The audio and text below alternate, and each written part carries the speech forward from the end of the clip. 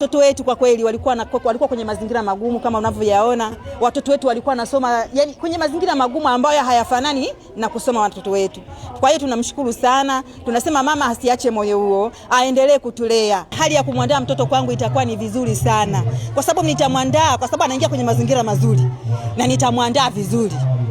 Blandina Leonard, darasa la 7. Tulikuwa tunasomea madarasa haya. Sasa tumepata madarasa mapya ambaye kule tunashukuru sana na tunawashukuru. Mimi kama mzazi binafsi nafarijika sana kuiona hii shule, kwa sababu watoto wetu walikuwa wanapata shida sana, hususan kipindi cha mvua. Kama vile majengo mnavyoyaona, inapofika kifuku wale watoto wanaloa kwa sababu ya upepo mkali. Wanaporudi shuleni, wakija kijijini kule, daftari zimeloa, uniform zimeloa. Ukiuliza sababu nini nadai mle shuleni, upepo naingia mkali sana, maji.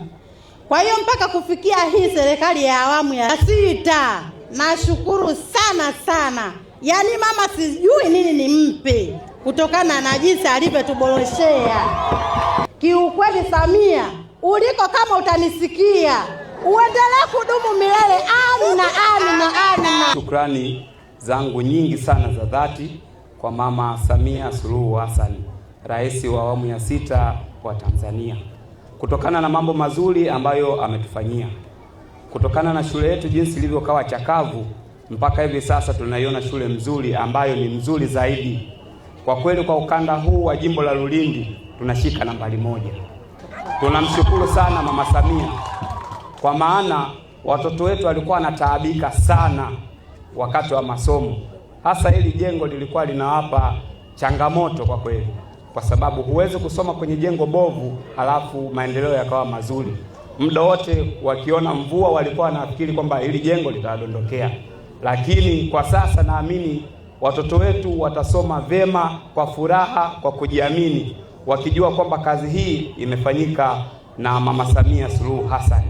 Kwa hiyo tunamshukuru sana, hatuna cha kumpa zaidi ya pongezi zetu na zile kura ambazo tuzilimpa kipindi anakuja kujinadi. Ninawaomba sana tuendelee kuwa na imani na serikali yetu ya awamu ya 6. Tuendelee kuisemea, tuendelee kushirikiana na serikali yetu kwa ajili ya maendeleo. Na tulivyoshirikiana na kupendana sisi serikali na nyie wananchi wenzetu, na ndio maana tunapata maendeleo namna hii.